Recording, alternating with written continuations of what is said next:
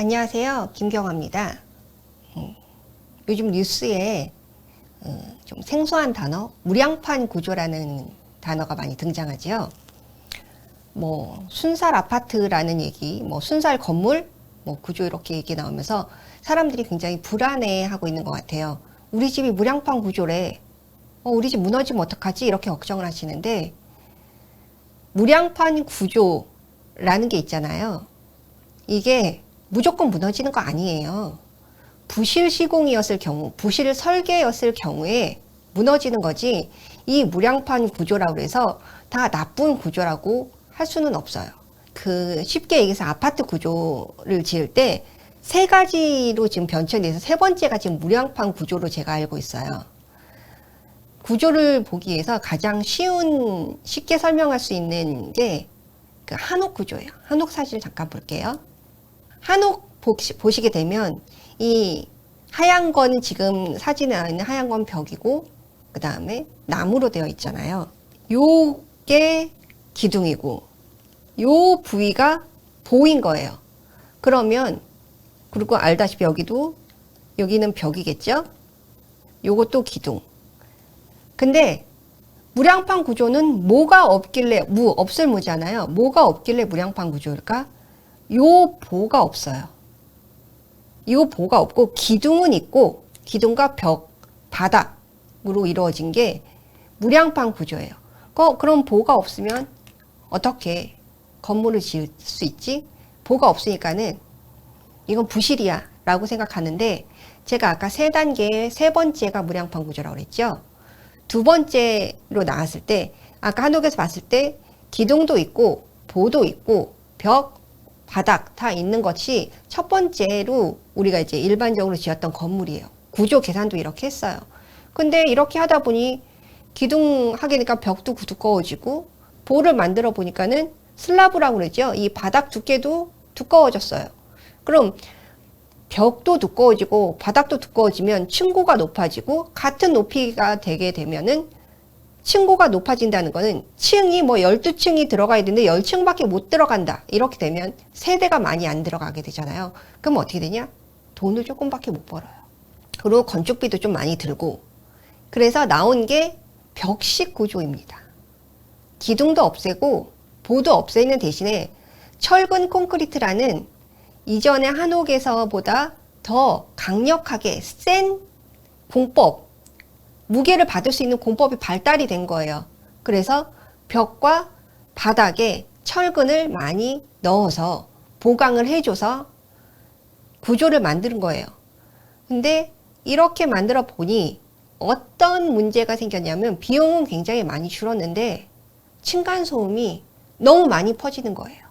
한 층에 한 집에서 퍼졌는데 옆집에도 퍼지고 아랫집에도 퍼지고 위에 집에도 퍼지고 그 밑에 집에도 퍼지고, 이 한 집 때문에 굉장히 여러 집이 피해를 보게 되는 거예요. 이 원인이 무엇인고 했더니 벽을 타고 쭉쭉 내려오고 바닥을 타고 퍼졌기 때문에 층간소음이 너무 심해진 거예요. 그래서 분쟁도 많이 생기잖아요. 그래서 이걸 좀 줄여보기 위한 방법으로 사람들이 연구를 했더니, 보는 좀 없애도 되는데 기둥을 다시 세우자. 기둥을 세웠더니 기둥을 타고 소음이 이제 집중이 되잖아요. 그러니까는 층간소음이 좀 줄어들고, 벽식 구조보다는 공사비가 많이 들지만 층간소음이 줄어들어서 이 무량판 구조라는 게 그 대안으로 나오게 된 거예요. 근데 무량판 구조를 하게 됐는데, 지금 벽식 구조도 그렇고 무량판 구조도 그렇고 다 공사비를 좀 절감하면서 구조적으로 문제가 없는 걸 연구해서 나온 거예요. 근데 부실 시공을 한 거는 이건 잘못된 거죠. 부실, 불법 다 잘못된 단어잖아요. 그래서 이 사람들이 불법을 저질렀기 때문에 건물이 무너진 거지, 무량판 구조이기 때문에 이게 건물이 무너진 건 아니에요. 이 기둥과 보가 다 있는데도 이것도 부실하게 만들고 제대로 접합을 하지 않으면 보도 부러지고 기둥도 무너지고 벽식 구조 역시 다 무너지게 되어 있어요. 부실 시공을 하게 되면. 문제는 부실 시공이지, 이게 무량판 구조로 만들었기 때문에, 벽식 구조로 만들었기 때문에 이게 발생하는 건 절대 아니에요. 그러니까는 우리 건물이 부실이냐 아니냐가 중요한 거지, 무량판이냐 무량판이 아니냐는 중요하지가 않아요. 기억을 하실지 모르지만 1990년대 초에 아파트가 하나가 무너졌어요. 우암 아파트였나? 그게 무너졌는데 그 시대에는 무량판 구조가 없었어요. 그런데도 아파트가 무너졌어요. 뭐 이게 부실이었는지 아니면 너무 오래돼서 보강을 안 했기 때문에 무너졌는지는 정확하게 잘 기억이 안 나요. 제가 그때는 좀 어렸었기 때문에, 고등학생이었거든요. 근데 어쨌든지 무량판 구조가 아니어도 부실 시공하고 제대로 보강 공사를 하지 않으면 무너지게 되어 있습니다. 그러니까는 본인이 지금 이제 여러분이 살고 계시는 집이 무량판 구조라고 무조건 걱정하고 불안에 떨 필요는 없어요.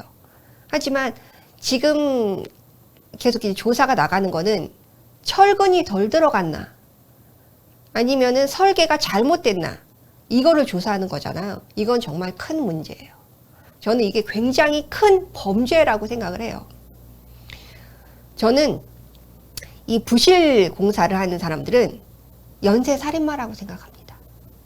연쇄살인마도 여러 명을 죽고 뛰었으니까 연쇄살인마인 거잖아요. 건물이 한번 무너지게 되면 사람이 한 명, 한두 명 죽는 게 아니잖아요. 뭐 지난번에 뭐 어디 건물이 무너졌을 때 9명이 죽었다고 그래요. 연쇄살인마보다 더 심한 일 아닙니까? 거기 입주해서 공사 중에 무너져서 9명이 죽었지, 거기 사람이 살고 있는데 무너졌다고 생각을 해봐요. 삼풍백화점 기억해 보세요. 얼마나 많은 사람이 희생이 됐습니까? 저는 이 부실 시공이 얼마나 위험한지 모두가 다 알고 있어요. 그런데 그거에 비해서 이 형법으로 처벌되는 이 형량이 저는 그 위험성, 그 가해 정도에 비해서 너무 적다라는 생각이 들어요. 너무 낮아요. 너무 가벼워요. 저는 이 부실 시공을 한 사람들한테는 무기징역에 준하는, 무기징역 이상의 벌을 주어야지 된다고 생각을 합니다. 좀 건축에 관심 있고 건축을 전공하는 입장으로 이런 부실 시공 얘기가 나올 때마다 정말 속상해요. 왜 이런 짓을 벌일까? 이것도 물론 욕심에서 비롯된 거겠죠. 어쨌든 제가 이제 오늘 방송을 해야지 되겠다라고 하는 것은, 그렇지 않아도 우리가 사회 여러 가지로 불안에 있는데 제대로 되지 않은 정보로 인해서 또 다른 불안감을 가지고 여러분들이 살고 계실까봐 이런 자리를 마련했습니다.